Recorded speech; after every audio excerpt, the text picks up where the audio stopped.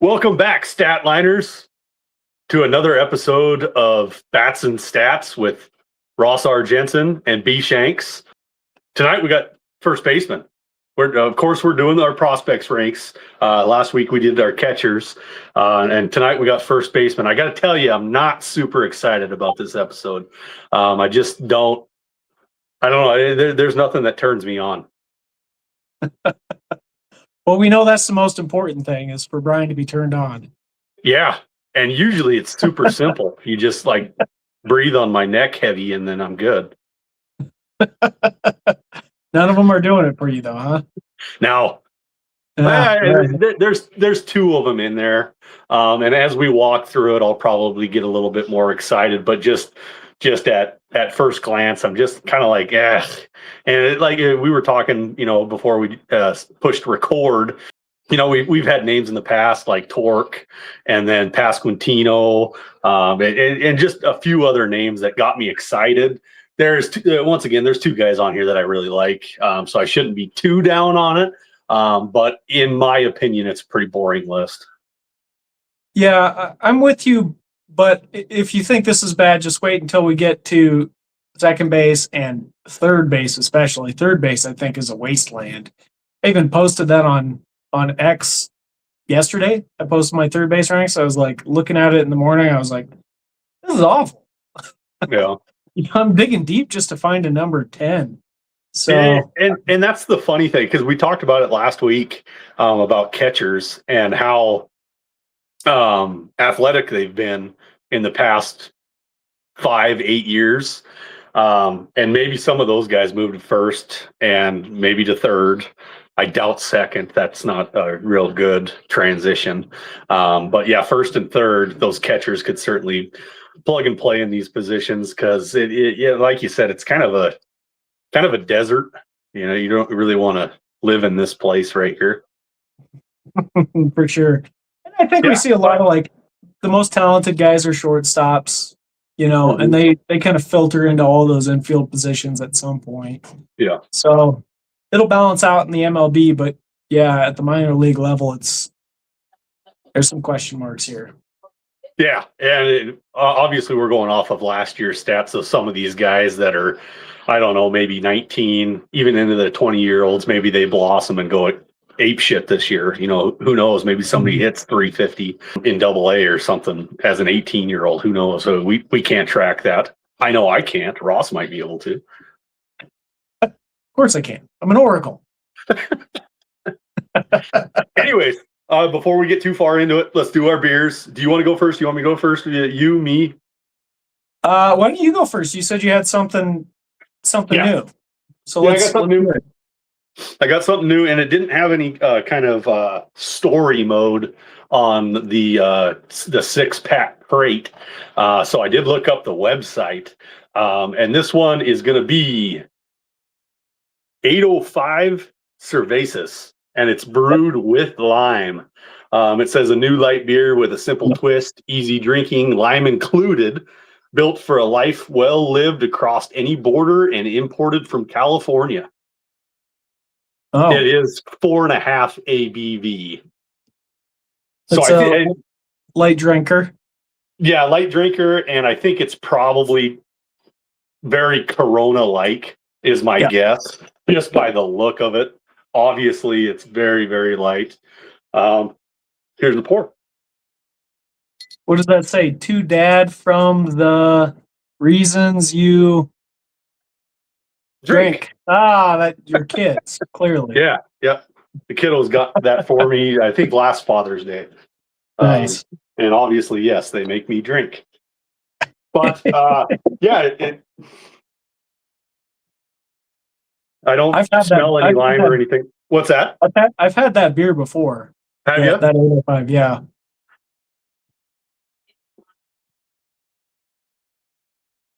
Boy, that's a good drink. It's terrific.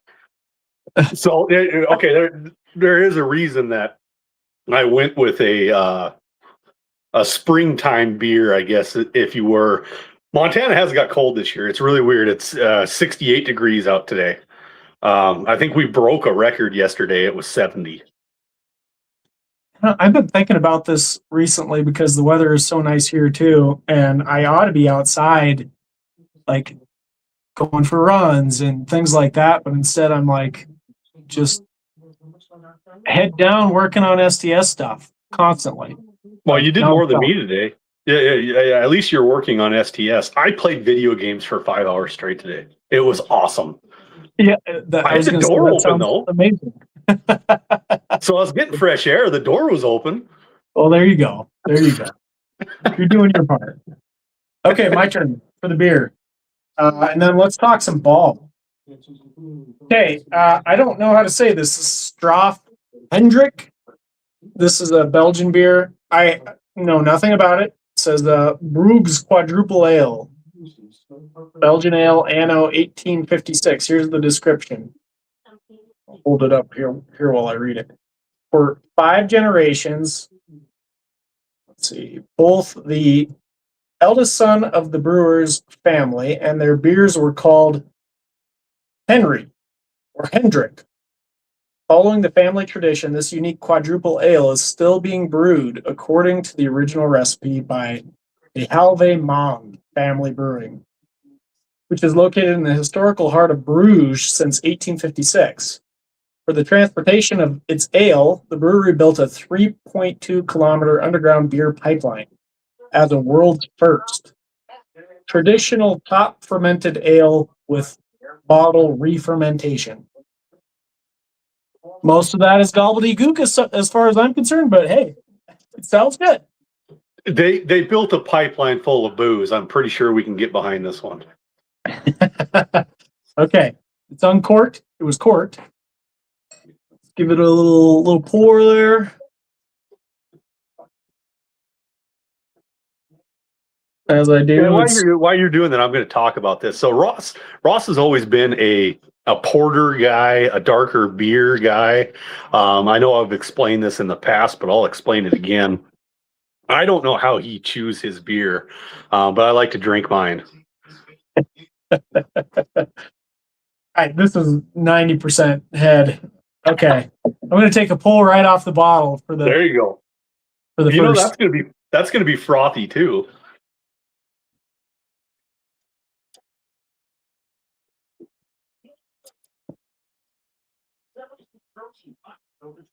It's pretty good. I'm actually pleasantly surprised because I was a little concerned. Generally speaking, Belgian beers, I don't like the yeast that they commonly use. It gives it kind of like a bubblegummy taste, which I don't like. It's just not for my palate. This doesn't really have much of that. It's a darker beer, so that's probably why. But pretty good. I'm all for it. This thing is 11%, Brian. So oof. We're gonna have a good time talking Drinking some diesel today. That's right. That's right. For every one drink that I have, you're drinking 2. Yeah. All right, let's get this thing underway. Let's talk some first-base prospects. Oh, let's bullshit just a little bit because okay, I get to fly down and see you in a month. Yeah.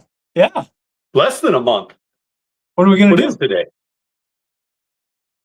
What are we gonna do? I know what we're gonna do, and this might come as a surprise to everybody. We're gonna drink some booze. We're gonna drink some beer. Oh my god! Really? Wow! I know. I actually do have an STS update. This is kind of a big one. I guess I can share. We introduced WAR onto our leaderboards, wins above replacement.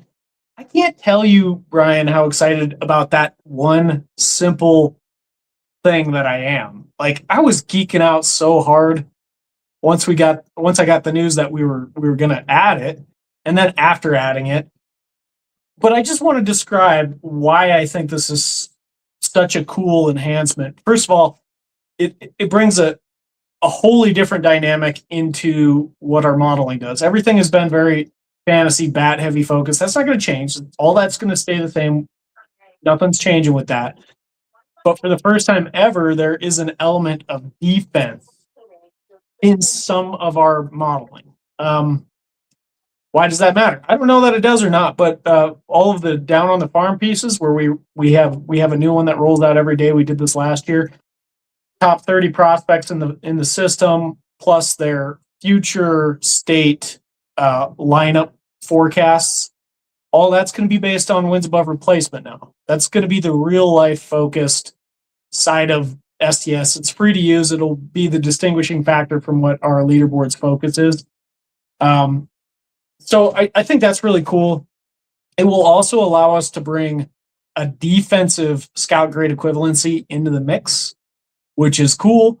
So when you click on one of those player profiles and you've got scout grade equivalencies listed on top of that or across that pop-up, we'll have another one for defense with a grade on it. So I think that's, I don't know. I was geeking out about that. It just adds another element. I was saying this the other day in the STS Discord channel on the P Live Discord. The advancements we're making this year are remarkable. I thought last year was a good year. This year's going to blow it out of the water. There's going to be so much good stuff coming. We've got an article that will go out daily every time there's college baseball, D1 college baseball played. Same thing with minor league games. Same thing with MLB games. It's 3 articles a day if all levels are playing games, which is pretty cool, just highlighting the top performers from the previous day. It's going out every day. And then we've got our down on the farm pieces, which go out every day. That's 4 articles a day going out on STS. So I'm really excited about that. Wins above replacement is just another element of us becoming more sophisticated and serious. Okay, just as a little tidbit that I'd like to throw in there on that aspect of it. You mentioned that you were putting WAR on the website, and I was like, oh, that's going to be awesome. And then you mentioned that you were going to put some sort of a defensive aspect on the website. And what was my words? You said we don't give care a about shit defense. about defense. His defense does not matter. That's the Billy Bean Moneyball line right there. Yeah. But with the WAR aspect of it, I think it'll be kind of neat for maybe just hobbyists of fantasy baseball that don't get truly deeply into it. Question why somebody is starting at first base and they're batting 220, and then all of a sudden they look at their WAR and they have a 6 WAR. Yep. Like it still plays in fantasy. Yeah, we're only looking at offensive numbers because that's what fantasy is, but they also have to get playing time. So it brings in the reason why this person's starting is he's terrific at defense. He's a 6 WAR player and he's batting 220. Not a guy that you want to roster, but a guy that's sitting on the waivers and you're in desperate need of a first baseman. You know he's going to get playing time, and then you can mock that up with WAR and pick and choose who you really want to add to your fantasy team. So it does make sense to put it on there, even though we don't care about it. Yeah, and to be clear, I think it is a differentiator in even fantasy rankings when there are people that are close to each other. You got to figure out, well, who's going to be the one. I've said this for years, and I still stand by this, that the great bats are going to find a way to get into the lineup. Mm-hmm. But you only have so many great bats. Yep. And then outside of that, you got a bunch of guys that are, maybe pretty decent, maybe mediocre, and they're all vying for playing time. And if you have to choose between 2, let's say they're both pretty good, you're going to go with the guy that can play better defense.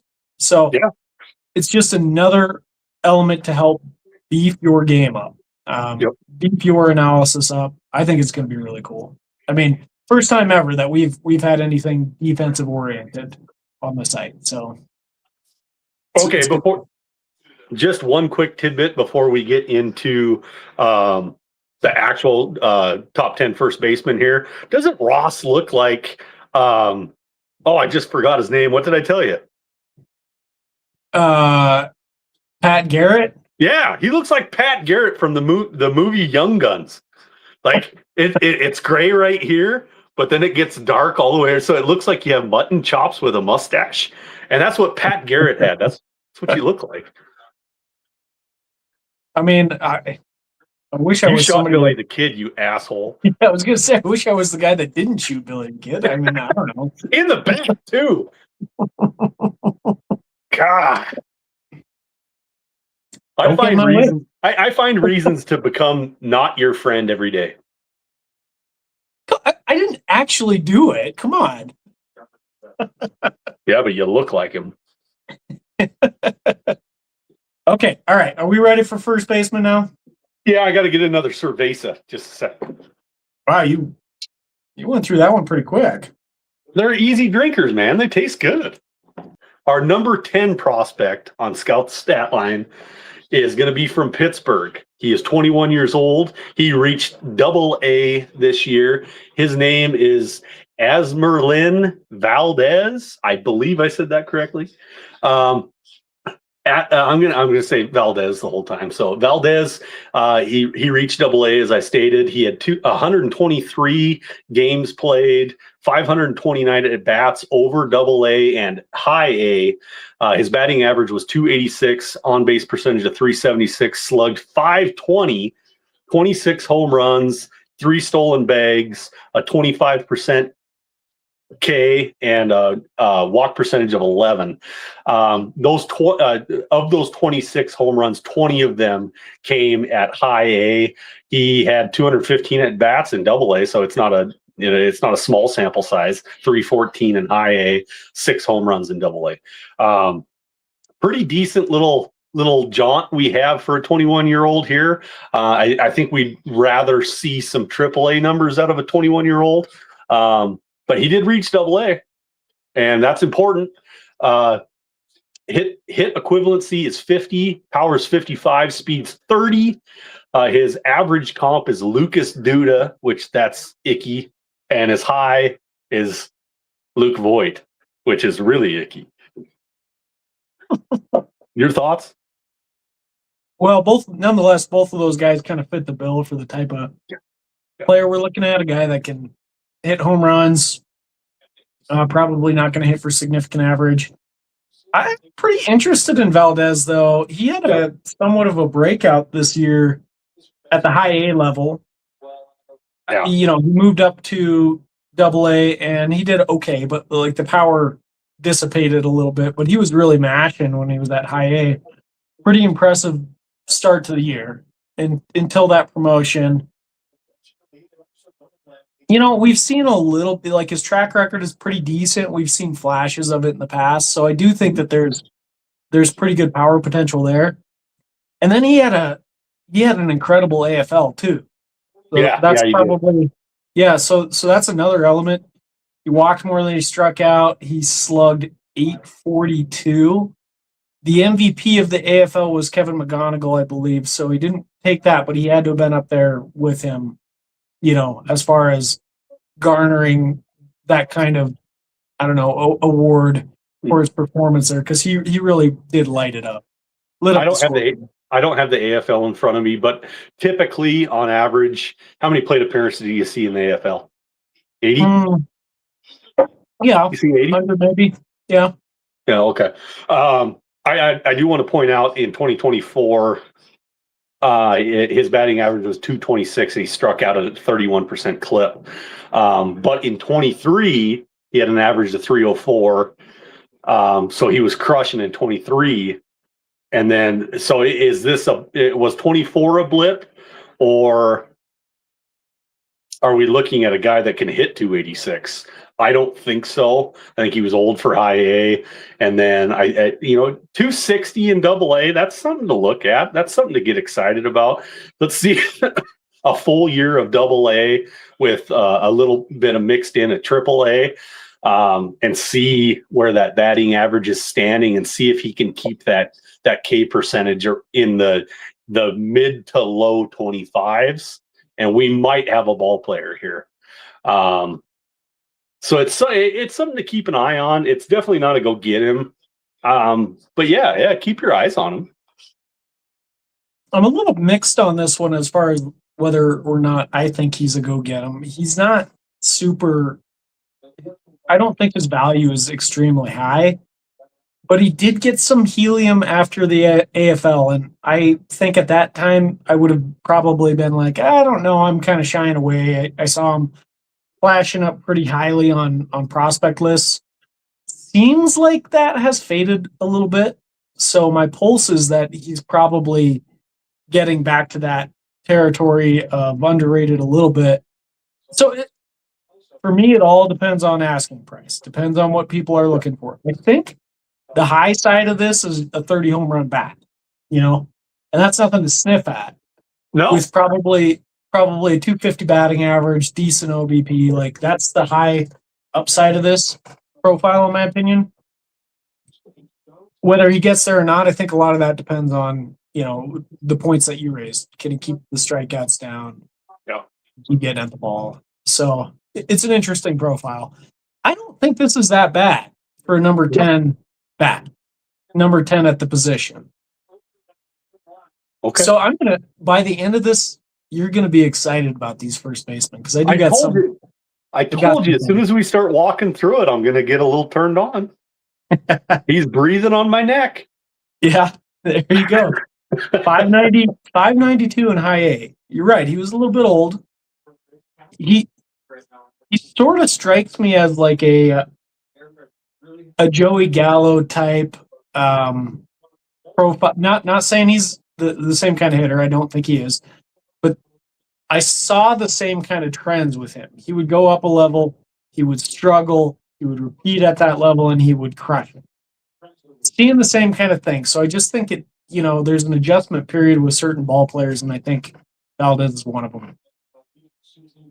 I like the comp of Luke Voigt. I really do. I think that's what kind of player he's going to be as a Luke Voigt.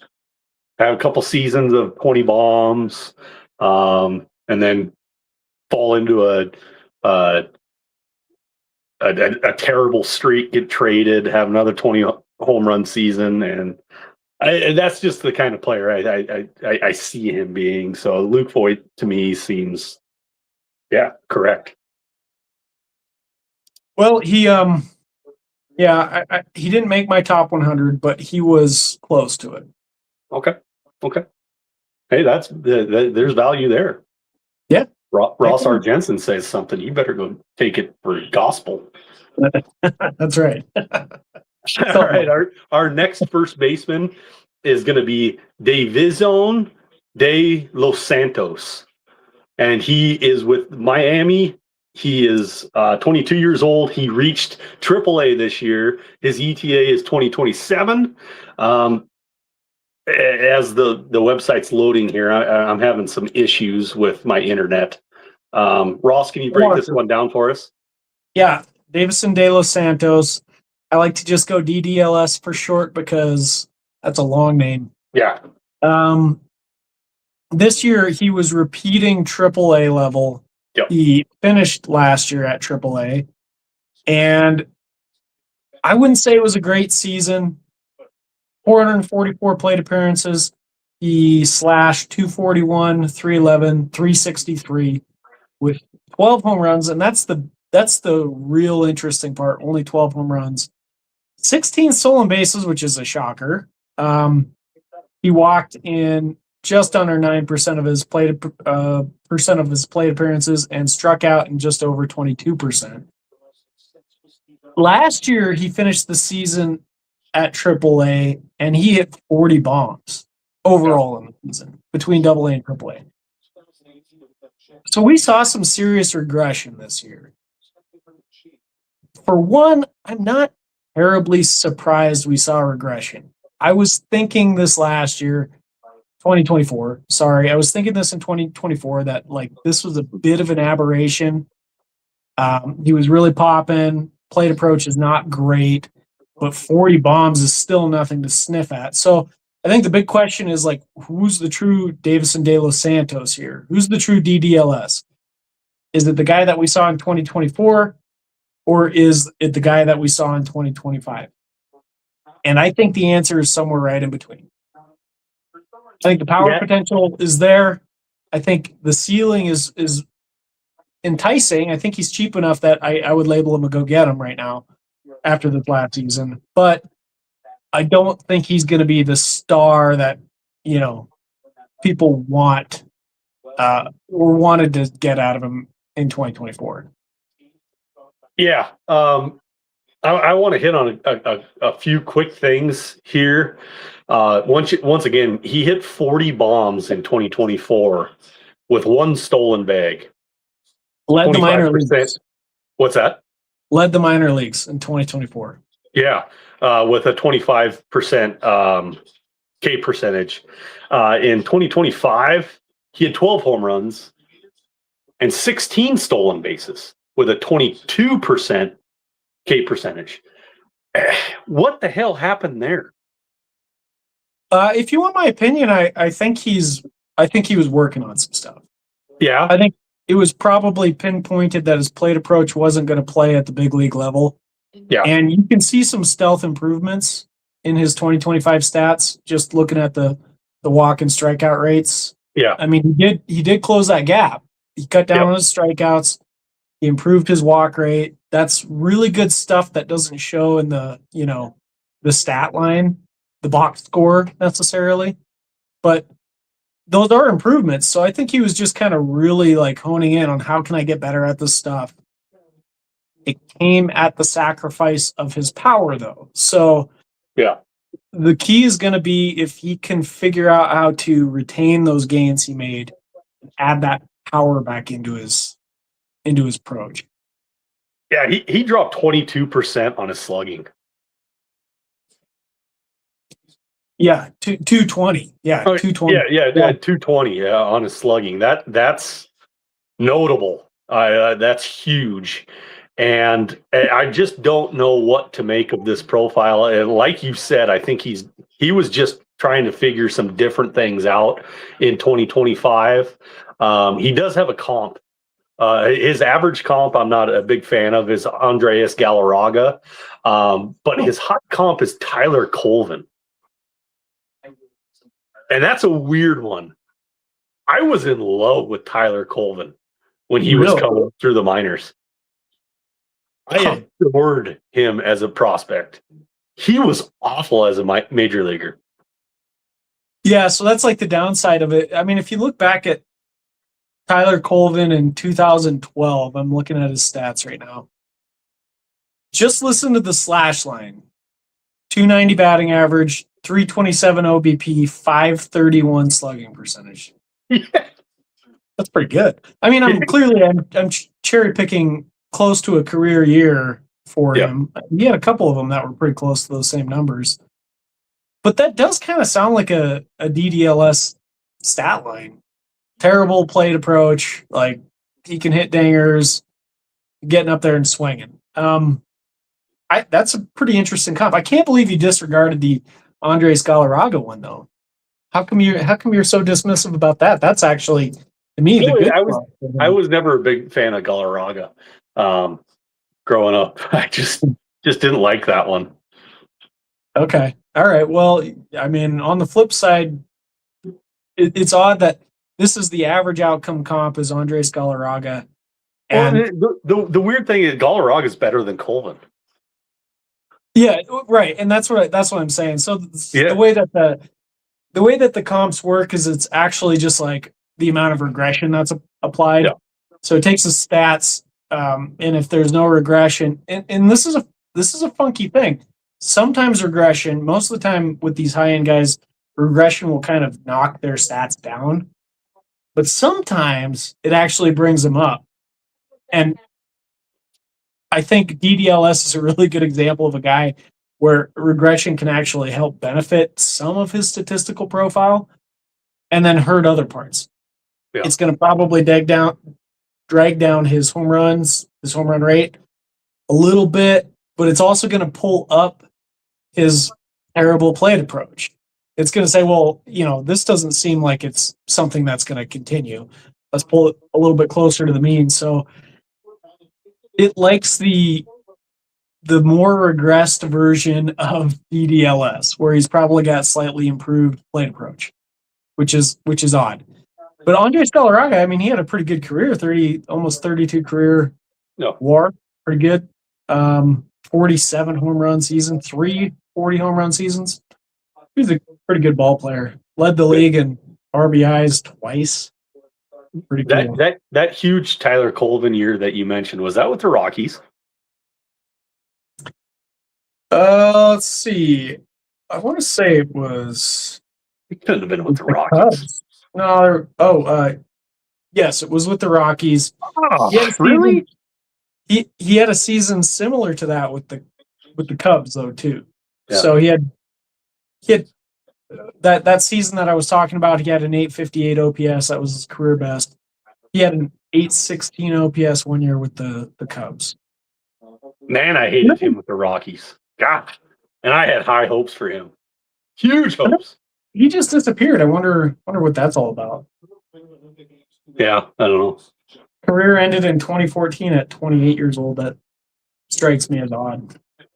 So DDLS. He's keep an eye on him. He's a buy low. What is he? I say he's buy low. Buy low. Not quite I take a look at it, but you do want to own him. Yeah, I think in a deeper league, this is a guy you probably want to look into. You want to inquire about. If the other owner's a little soft on him, yeah, absolutely go after him. Okay. So with that, let's move on to our next one. And we've talked about this guy for a few years. He's been on our first base list for probably 4, maybe 5 years. Yeah. I would say probably 5. I bet we had him as an 18-year-old. And that's Abimelec Ortiz. Abimelec is 23 years old. He reached AAA in 2025. He has an ETA of 2027. His stat line in 2025 looked as follows in AAA and AA: 556 at bats, 257 batting average, 356 OBP, 479 slugging, 25 home runs, 4 stolen bases, 22 K percentage, and a walk percentage of 12. It's interesting. We've talked about Abimelec for a long time. His hit tool is 50, his power is 60, 20 speed, which we're not looking at that anyways. His comps, you're going to have to look this one up for me because I don't know who he is, but his average is Lucas Duda, but his high is Steve Balboni. And I'm not going to know that one. Abimelec has been an STS darling for, I think, 5 years. What do you got on him? I think Abimelec is Abby Bombs. Let's just call him Abby Bombs. Dukes was my guy on Twitter. His name is JT, or he goes by JT. I love just watching his updates on Twitter going back a couple of years ago. Every time that Abby Bombs would hit a bomb, he'd just send out a post saying, Abby Bomb, a little fireworks celebration. Anyway, just a good guy. He's got his own Substack going on these days. Go check it out because he does really good work. But getting back to our guy here, Abby Bombs, it was a bit of a down year in 2024, and I think 2025 was a little bit of a rebound. I was excited. I was excited about that. That was a little heartening. He's now with the Nationals. He was traded from the Rangers to the Nationals. I think, and now at the highest levels of the minors, so he's not going to be an STS darling for much longer. But I think there's really interesting power here. Going back 2 years ago, he slugged .619 with 33 bombs. Really impressive year. This last year was probably it was a good year. It was a solid year. He hit 25 bombs, pretty good plate discipline. I'm not so sure about whether he's got very good defense. Just guessing from his physique, he probably does not. I don't know the details on it. But getting near the end of the season, his final 150 plus plate appearances at AAA after he got promoted.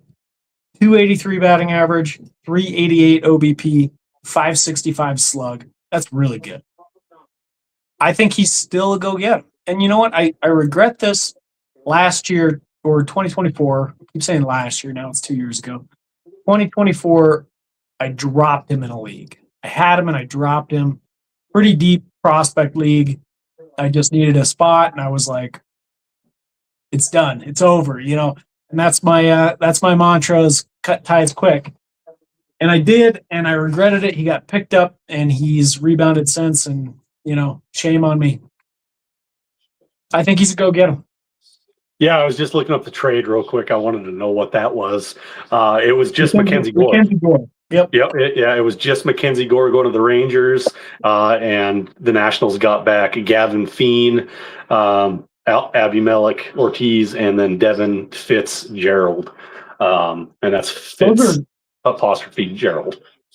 Those are three pretty interesting talents. Yeah, he was just drafted. Fitzgerald, I think, is super underrated.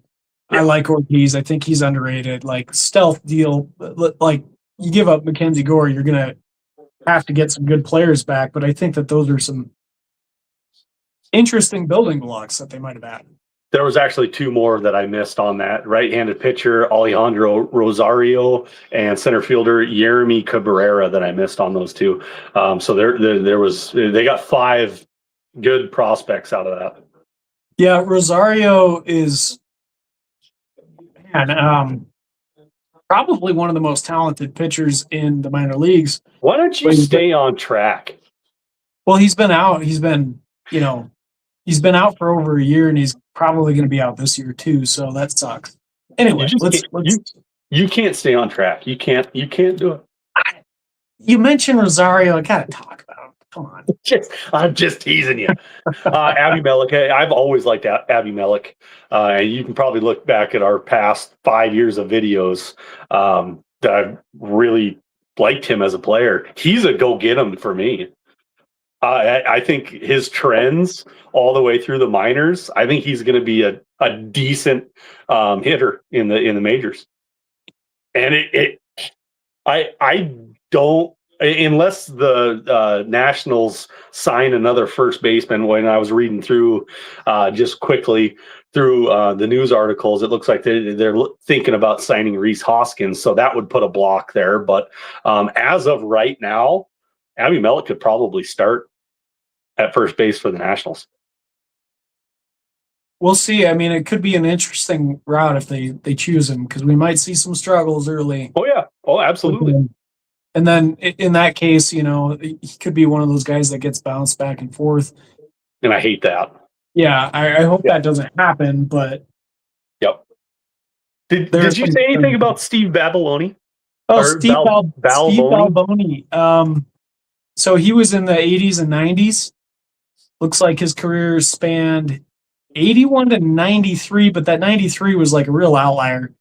Really, the end of his career was 1990. A lot of power, a lot of strikeouts. Kind of fits the bill. 229 career batting average, 293 OBP, and a 451 slug for his career. He did have a season where he hit 36 bombs in there and also struck out 166 times that year. I don't see the huge strikeout concerns with Ortiz. I just don't see it. Well, and he's moving in the right direction. He showed improvement this year. Yep. I think it was a very impressive season for him. Yeah. Yep. I like it a lot. Yeah. I say go get him. Go get him. I'm on board. Go get him. All right. Now we're going to get into somebody that's a little bit more interesting. Somebody that I don't know a lot about just because he's 18 years old. And the rest of these gentlemen that we're going to talk about are all in their 20s. And everybody else that we've talked about are all in their 20s. So our next first baseman is going to be with the Boston Red Sox. He is 18 years old. His name is Justin Gonzalez. So if you can run through the stats on this one, please do it. I got you. Okay. Justin Gonzalez, Boston Red Sox first baseman in 2025. His composite his composite statistics were in 410 plate appearances, he hit 281 with a 363 OBP and a 390 slugging percentage, 4 home runs, 12 stolen bases. He walked in nearly 10% of his plate appearances, and he struck out in just under 16%. So this is a very different profile than the other guys that we've talked about, who were big boomer bust sort of power bats with plate discipline questions. At least with Ortiz, it looks like it's improving, but he was kind of in that same zone as DDLS at one point. But now we're looking at somebody that's got really good plate discipline, more of a contact first approach in Justin Gonzalez. Actually had more stolen bases than home runs. The question is that power going to develop? What are we looking at? Because if it does, we could be looking at a big difference maker. We could be looking at a Freddie Freeman type of guy. Yeah. If it doesn't, then he might not make it to the major leagues. Yeah. Scout grade equivalency is hit tool 60, powers 50, speeds 45. I enjoy this profile just because he's 18 years old. He's already made it to high A. So it tells me that Boston is also like, let's see what this kid's got. He only stuck, it was 49 plate appearances at high A, but he only struck out at a 22% clip, which excites me. His slugging was the same as his batting average, so he had no power whatsoever. But he was super young for that promotion. Interesting comps, really, really interesting comps. And I'm gonna do the high comp before I do the average comp because I don't understand this. But his high comp is Alex Verdugo, and I am not a huge Alex Verdugo fan. I shy away from him big time in my fantasy sports. His average comp is JT Realmuto. That is weird. Why wouldn't that be the high comp? Same kind of thing as we just talked about. Yeah. The regression factor is going to round off the edges. And sometimes that means for a guy like Justin Gonzalez, he's not showing a lot of power, right? Mm-hmm. Like 4 home runs this last year. What the regression is going to apply to him is like more power is going to come. Like he's going to develop a little bit more to it rather than just saying like, let's just apply how this normally would go. Maybe he's only a 12 home run bat. Now they're saying per 600 plate appearances, they think he'll get up to 18, which pulls him closer to a Realmuto sort of comp where there's a little bit more power. If that power doesn't come, then it's saying you got a guy like Alex Verdugo, which to me makes a lot of sense. I'm going to just go out there on a limb and I'm going to say this is a guy you want to own. He's a big guy. I think the power is going to develop. He's popping on the STS leaderboard. There's a lot of signs pointing towards go get this guy. I just love that the Red Sox obviously love him too. Like, there's something to be said with an 18-year-old in high A.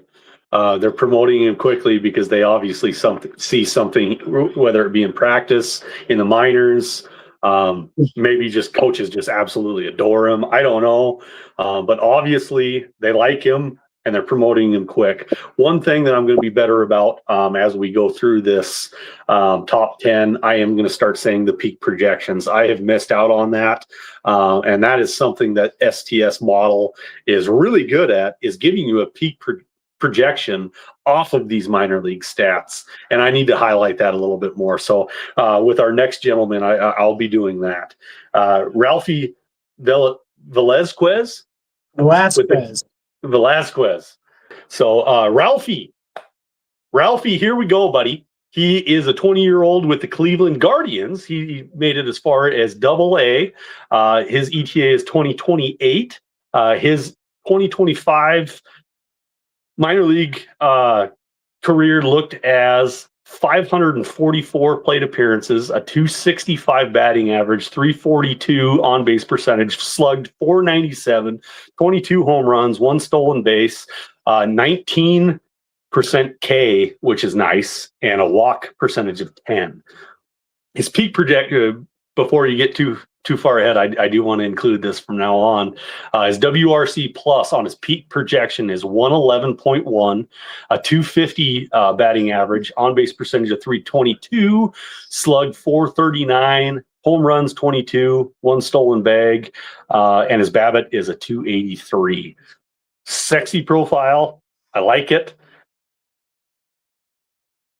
I like it. I mean, what else can I say? This is a good profile for a first baseman. Yeah. 2023, he had a very small sample matched. And then I think 2024 came along, he struggled, and he kind of fell off the radar a little bit, which is unfortunate. And I think in 2025, he's reestablished himself. In fact, if he's not like valued appropriately in your league, you got to get this guy right now. Look at the trend he's on. Okay, high A, 418 plate appearances, 245 batting average, 323 OBP, 469 slugging percentage. Okay numbers, solid numbers. But I will say this, as a guy that watches trends, he was on the way up throughout the course of that time frame. And then he sort of forced the issue into a promotion to AA. And his AA numbers are pretty insane. So he didn't slow down at all. In fact, he stepped it up a notch. 330 batting average, 405 OBP, 589 slugging percentage. He was a wrecking ball in the second half all around, but like especially near the end of the season. That's a trend line that's a trend I'm watching. I want to be all over this guy. I would be offering for him in every league. For sure. He's got 2 comps. His first comp, his average comp, is somebody that I'm not, I could be familiar with, but it's a pretty typical name, Deron Johnson. I'm not familiar with that human being. But his next one, his high, is Ryan Healy. Ryan Healy had some dangerously good seasons. I don't know who Deron Johnson is.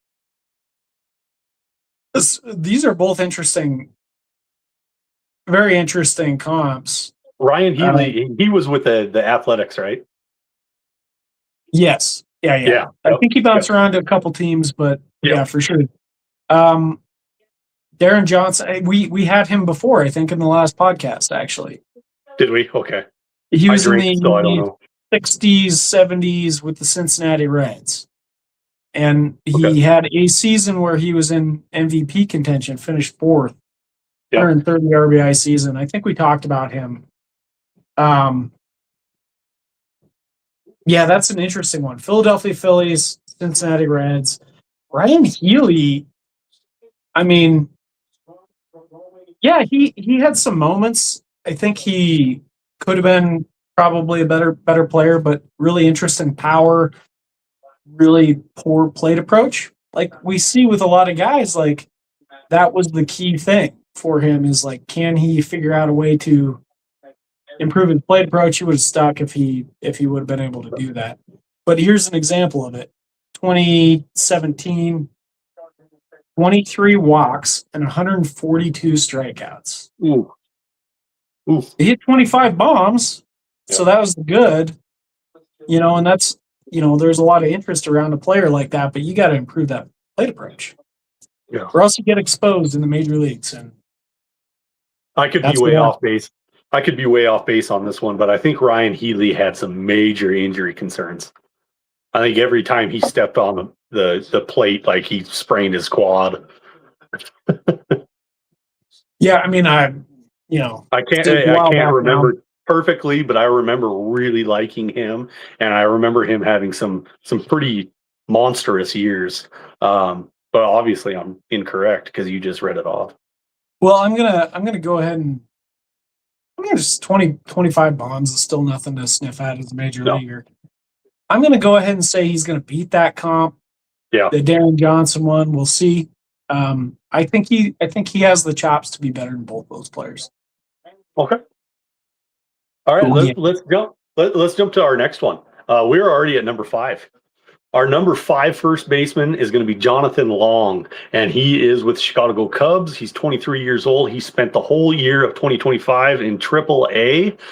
His stat line looked as followed: 607 plate appearances, a 305 batting average, on base percentage of 404, slugged 479, 20 home runs, 2 stolen bases. His K percentage was only 19, walked at a 13% clip. This is a pretty neat little stat line that he has going. His peak projection is a 114.3 WRC plus, batting average of 257, on base of 344, slugged 418, peak projection of 19 home runs, and his BABIP is a 298. I think the peak projection is a little bit low on him. I see some pretty good things coming out of Jonathan Long out of the Cubs. His scout grades on hit is 60, 50 power, and 20 speed. Ryan Healy does pop up again as his high comp, which I think Ralphie and Jonathan Long, I think they're 2 completely different players in my opinion. I don't get that one. I don't know. No, I don't think they're similar in any sort of regard. I think Jonathan Long. Oh, you agree with me? Oh yeah. I fully agree with you. I don't see Ryan Healy at all in this profile. Neither do I. Okay. My thoughts on Jonathan Long. All this guy has done is hit. Yep. He's just hit every year, and he's gotten better along the way. This is a professional hitter, man.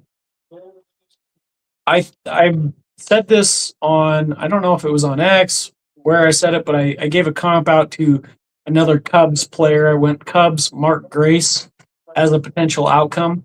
Not a ton of power. We're not looking at a ton of power, but a guy that can hit for average and get on base, like does the things you need. I don't know what his defense is like. I can't speak to it off the top of my head, but that's the one factor here that would determine whether Jonathan Long is going to be the Cubs' first baseman of the future or not. Because if he can play D, he's going to be effective. Yep. Even without tremendous power. Still, it's not like it's gone. Like 20 home runs this last year. It's not bad. It's pretty decent.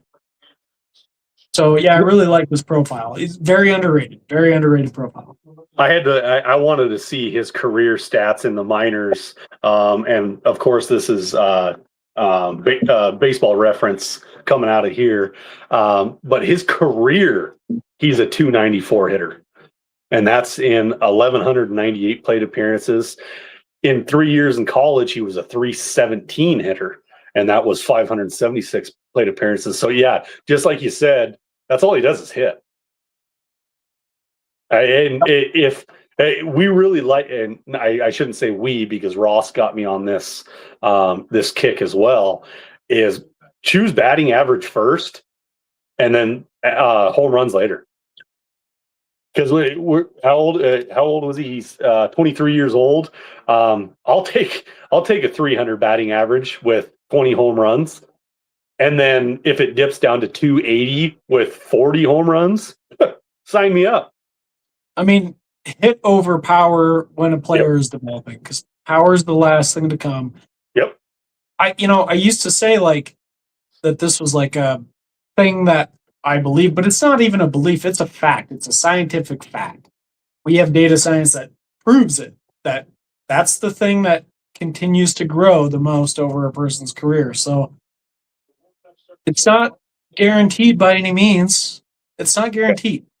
You got a guy that doesn't hit for power, he's not going to just grow into it. But you do have people that do. Yep. On the flip side, you don't have a lot of guys that can't hit that all of a sudden learn how to hit. It does happen to some degree. Right. Not very often. It's much more rare. So, like, where are you going to go? For me, I'm always going to choose the thing that is the most likely outcome for everybody, you know? It's good to know the nuanced differences between people in profiles, but by and large, you got to have a guiding principle. And the guiding principle for me is to go with what data says is the most likely outcome. Yep. So yeah, Jonathan Long, go get him, professional hitter. Agreed. All right, our next, our number 4 rated first baseman is going to be CJ Kayfus. CJ Kayfus plays for the Cleveland Guardians. He's 23 years old. He did debut in the major leagues last year, but his stats over AA, AAA, and in the majors last year in 2025. I'm going to have to separate this a little bit. So in the minor leagues, he had 369 at bats. He had a 300 batting average, a 390 on base percentage, and slugged 539. He had 14 home runs, 4 stolen bags. K percentages was 25. Walk percentage was 12. In the majors, he had 138 extra at bats, 220 batting average, 292 on base, 415 slugging, an extra 4 home runs, 4 stolen bags, and his K percentage popped up to 28. His walk dipped down to 8. His peak projection looks as follows: batting average 247, on base 331, slug 428, 19 home runs, 4 stolen bags, and a BABIP of 305 with a WRC plus of 112. He's got some interesting comps. We'll talk about that here in just a second. But what is your thoughts on CJ Kayfus, Ross? Bonafide SCS darling. Yeah. From 2023 to present. Putting up big numbers across the minor leagues. Really impressive, actually. He seems like he's struggled a little bit with transitions to some degree. He completely mashed this year in AA, repeating the level. So really impressive. 364 batting average, 475 OBP, 591 slug. Forced the issue to put him into AAA and then eventually got into the major leagues. I like this bat quite a bit. Am I sold that this guy's like the answer? No, I don't think I am. But I think he's going to be a pretty decent player. I think he can beat his peak projections. His peak projections, as you were reading those off, they were a little bit more bearish than I expected to hear, actually. But yeah, I think he's a good hitter. I think he's a pretty solid player. I own him in a league. I'm hanging on to him. He's going to be my first baseman if he plays that position long term. He doesn't get a lot of love from around websites or other talking heads, I guess. Just not a lot of love for CJ Kayfus. I get it. I get why people like it. The 220 in the pros scares me, but that's a learning curve. That's only 138 at bats. So I'm excited to see what happens here. I'm not on board yet. Okay. I don't think we're looking at a superstar, but I think we're looking at a pretty, like a stalwart, potentially a guy that can helm your first base position in a deep league. That's what I think we're looking at. Okay. I like it. All right. So our next, we're top 3. My personal favorite number 1 prospect for the first baseman is coming up right here and now. And that is Xavier Isaac. Xavier Isaac, I'm sorry, give me just a second here. Xavier Isaac in 2025 had 175 plate appearances. His batting average was 201, on-base percentage of 366, slugged 446, 9 home runs, a K percentage of 29.7, and a walk percentage of 19.4. That doesn't tell the story of what happened in 2025. Let's go back and let's look at what happened in 2024. He had 435 plate appearances, a batting average of 264, on base 370, slugged 480, 18 home runs, 15 stolen bags. 2023, 433 plate appearances, 285 average on base percentage of 395, slugged 521, 19 home runs, 12 stolen bases. He had brain surgery in 2025. I don't know why. It could have been just something of a slight bleed. It could have been something completely serious. I don't know. I love this profile. I always have. I went and got Xavier Isaac because I trust everything that he has of a scout equivalency of a 50 hit and a 55 power and a 45 speed. This is one of my favorite prospects. Obviously, we have a very important 2026 coming up to see how his health is. I think Ross is going to say the exact same things that I just did. Yeah, pretty much. I mean, if you look at it on its surface, this is a downward trend of 3 years where a player looks to be evolving into being more of a 3 true outcomes type of hitter, right? Like, he hits bombs, he walks, and he strikes out. Period. Like, those are the 3 things he does. Those are the 3 things he does. Jesus. Anyway, those are the 3 things that Xavier Isaac does. I think it needs to be contextualized. I think in 2023, he put together a really remarkable season. In 2024, it was a slog. He struggled with AA. I don't know all the factors that went into that. 2025, he repeated the level and struggled again. I say struggled, but he also walked a ton, continued hitting bombs.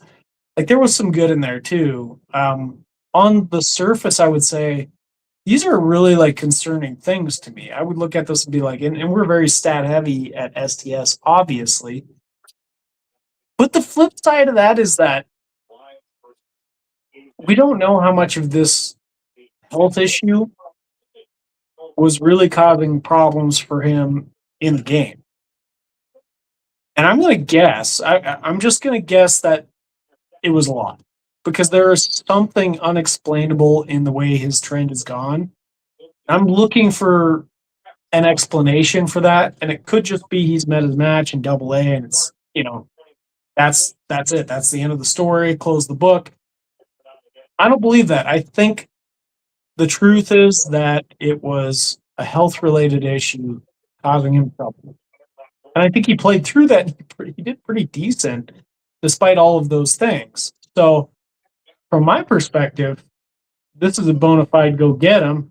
We believe in you, Xavier Isaac. Like, show us what you got, because you got an opportunity to really do something impressive here. Yeah. I mean, I'm all over it. I believe in this profile. Sometimes I think there are human feelings that can kind of supersede the data, and this is one of those moments where I'm saying, for me personally, there's a human emotion factor that overrides what I'm seeing from a data analyst perspective, because there's something unexplainable there. Yeah.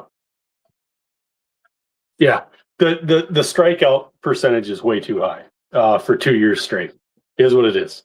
But everything else I adore about this prospect. I'm going to get him. Everybody else, I would say, hold and watch it and see how he does, especially at the beginning of this year. But if there's any kind of spike of a true superstar, like if he starts the season hot, you better go get him. Otherwise, he's unattainable. That's good advice. It's good sound advice. I'm going to go the other way and say, just go get him. Yeah. That's how much I'm sold on this. Yeah. So I'd say go get him. I actually did in the league just recently, like a day ago. So yeah. First and foremost, I hope he has extremely good health. I don't know what the circumstances were, but yeah. Anyways, let's go on to our next one. Top two. Bryce Eldridge. Bryce Eldridge is with the San Francisco Giants. He is 20 years old. He has already debuted in the major leagues. I think this is probably everybody's favorite first baseman at this point. I think everybody is in love with Bryce Eldridge, and you're not wrong. It makes complete sense. But in the minor leagues in 2025, 433 plate appearances, 260 batting average, on base percentage of 333, slugged 510 with 25 home runs, 1 stolen base, 29% clip of Ks, 10% clip of walks. And then he debuted for 37 plate appearances in major leagues, batting average of 107, no home runs, no stolen bases. He walked a little bit, struck out a way too high of a clip at 35%. But he was 20 years old. And he just got a nice little call up by the Giants. Giants find ways to make mediocre turn into brilliance. I've said that for a long time. I don't know how that actually happens, but this isn't mediocre. This is a gold stone for the Giants. And if they turn him into a true superstar, I wouldn't be surprised. Yeah, he's ginormous human being, 6'7". Yeah. He looks very lean. Lean. But this is probably somebody that's going to fill out over time. Massive human. Prospects Live gives him 70 grade power. STS has him at 60. I don't think I'm leaning on the Prospects Live side of this right now. I don't think we've seen the true potential of this guy from a power standpoint. So I think it's legit. I think it's huge. The only concern here is is he going to hit enough? I think he will. But we're looking at a big time power bat, in my opinion. Yeah. Got to cut down on those strikeouts. Got to hit a little bit more. But elite potential. It just because of the size. Just because of the size. Are you going with an Aaron Judge comp? No. Okay. Good. Very, very different player. I mean, yeah, we'll see how it pans out, of course. But also, Aaron Judge has turned into something of a unicorn, which was unexpected. Yeah. So I've watched videos because I automatically assumed that Bryce Eldridge's swing was going to be brutally long and slow, and it would take him forever to get his arms wrapped around because of the size, the 6'7" size. He's got a comp swing on multiple websites of Bryce Harper, and there's been talk that Bryce Harper has the best swing to ever play baseball. Like, pretty wise. Just saying. I mean, I really like Bryce Harper, but I also see him do this a lot. Swinging through his boots. I don't know what I'm doing. I don't know. I thought that was something to be notable, just because I thought Bryce Eldridge's swing was going to be elongated and kind of awkward, but it's pretty, and I think that's notable.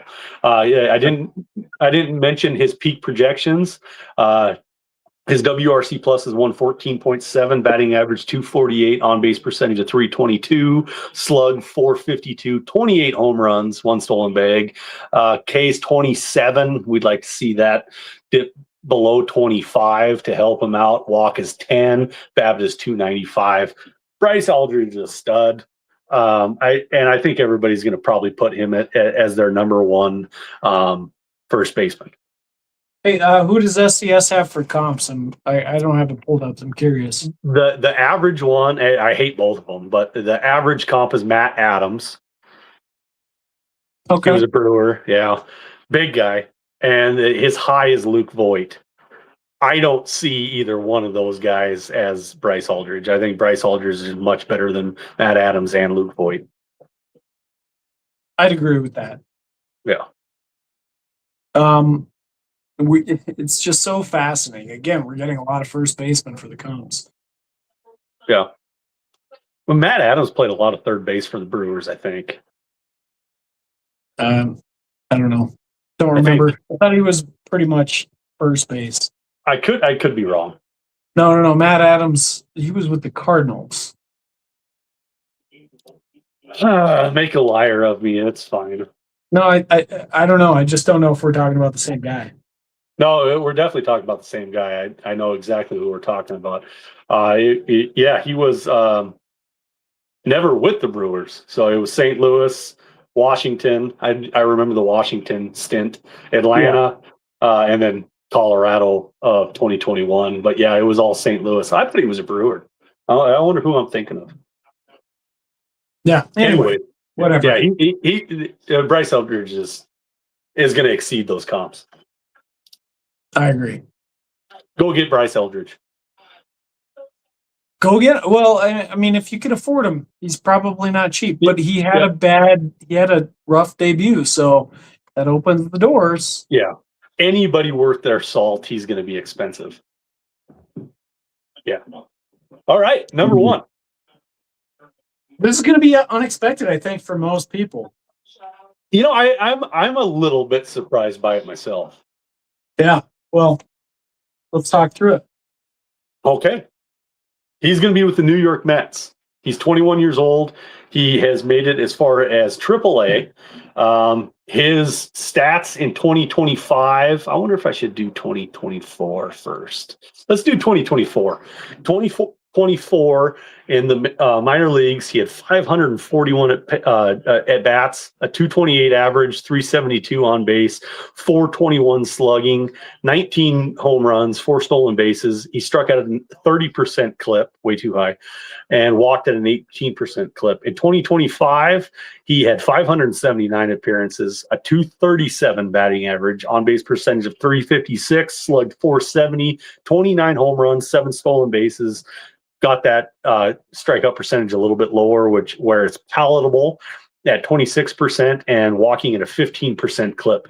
His WRC plus at a peak projection is 126.5, batting average 244, on base percentage of 353, slugging 454, 27 home runs, 2 stolen bases, and a BABIP of 293. K percentage is decent at a 26% clip for the peak projection. His name is Ryan Clifford. Your thoughts, my good friend? I think this is a surprise for most people, probably. He does make my top 100. He's in the 70 range. I think that there's hit tool risk. That said, I can see why the model likes him so much. He walks at insane rates. So even if he's not hitting, he's getting on base. You were walking through his stats. What did you say? He hit 220 something last year, and he had a 237 and a 370 plus OBP. 356. 356. Okay, so maybe I'm mixing up last year and this year a little bit, but yep. His walk rate is crazy good. He hits bombs. This is what you're looking for from a first baseman. You'd like him to hit for a little bit more average, of course. Yeah. You know, I get it. Modern day, batting average is not as meaningful as it used to be. But that tells me something. It does tell me something. He's not making a lot of contact. He's taking a lot of walks. He's waiting for his pitches. It's kind of an Emmanuel Rodriguez sort of comp. Anyway, the model loves this type of profile. So I can see why he is where he is. I've got him a little bit lower. For me, he is my number 8, I think. 1, 2, 3, 4, 5, 6. He would be number 6 because one of my guys were not counting in this one, but he would be my number 6. So I'm not low on him by any means. He also could start for the Mets. Yeah, I was going to bring it up with the Pete Alonso trade. And there was a couple other people that are not there. Brandon Nemo's not there anymore. Jeff McNeil's not there anymore. Pete Alonso's not there anymore. Yeah, he's got a wide open route to be starting at first base for the Mets. I want to say this. I feel like the Mets are stacked. Like the Mets Yeah. are the minor league system is stacked. I think they're making openings for these guys, these young guys, to come up and play. And Which then you is sign pretty somebody, cool to see. you sign somebody like Soto last year, and then Yeah. this year you sign Bo Bichette.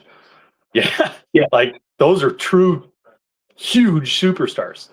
Yeah, you lose somebody like Pete Alonso, which, man, how do you not sell Pete Alonso to come back to that? Well, Pete Alonso had already left before they signed Bo Bichette, but I think in hindsight, Pete Alonso's looking at it and being like, man, I really wish I would have stayed a Met.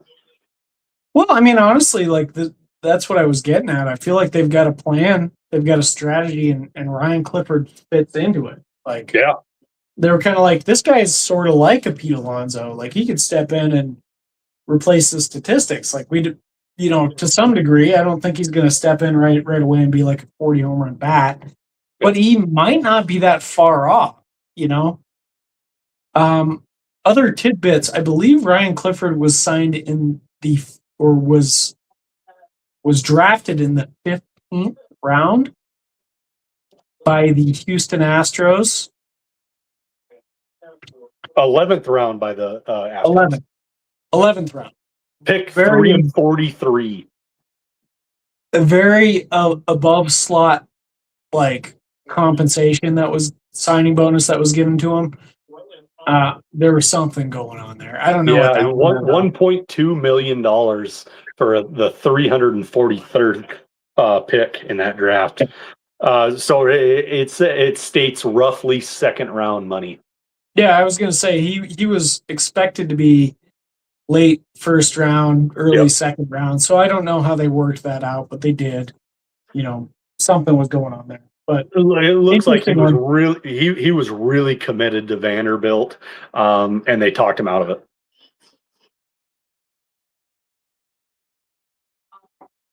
Yeah, that's probably that sounds like the likely situation. But nonetheless, I think he's got a promising future ahead of him. So it should be fun to watch. There's some risk here, obviously, I think. But the upside is pretty interesting too. What do you think, Ryan? I think he starts. So with me thinking that he starts with the Mets, you only have one chance to go get this guy, because if he does anything in the major leagues, and this could be a 220 average with 20 home runs in his first year, he's going to be unattainable. So if he puts the up only those time numbers you in his can do first year, he deserves to be unattainable. Yeah, I mean, you can only get him right now. This is it. Yeah. This is the moment. I just traded him in a league. Oh shit! What did I do? What'd you get out of him? I got Roki Sasaki, so I was like, whatever. I mean, there was more. There was more players involved. But. Yeah. Okay. With that's STS's top 10 first baseman of 2026. There is one notable person that was not mentioned, and that was Munetaka Murakami. We are going to put him in third base ranks. Yep. So everybody knows. I ranked him in my personal ranks at first base. We both think he's probably going to be a first baseman. Yep. But in the NPB, he played third base. We don't know how that's going to shake out, so we're going to rank him there. Well, White Sox, they're going to put him in first base. There's no doubt in my mind. He might even DH. Oh, yeah. I mean, that's... Yeah. Apparently he's... Yeah. Guys got I don't want to say this on air, but the White Sox are going to fuck this up. Say what you want on air. That's what we're here for. All right, let's close that. this thing Yeah, Murakami will be in the third base. So if you're watching halfway through this video and be like, "Where's he at? These guys are a bunch of idiots," he's going to be in third base. We probably should have put that at the very beginning of the show, but now everybody watched, and now everybody's like, "Oh, I had to watch this whole damn show." If he was in these rankings, he would rank number one. Oh yeah. So I mean, there's no guarantee that the model sees it that way, but it does. So he would rank number one. Okay. With that, ladies and gentlemen, first base are completed. We're doing this in a rather rapid fashion. Typically, it's once a week. But for you people, and only you people, we're going to do second baseman this week. All right, let's go. Yeah. All right, my friend. Everybody take care. I loved my beer tonight. See you later.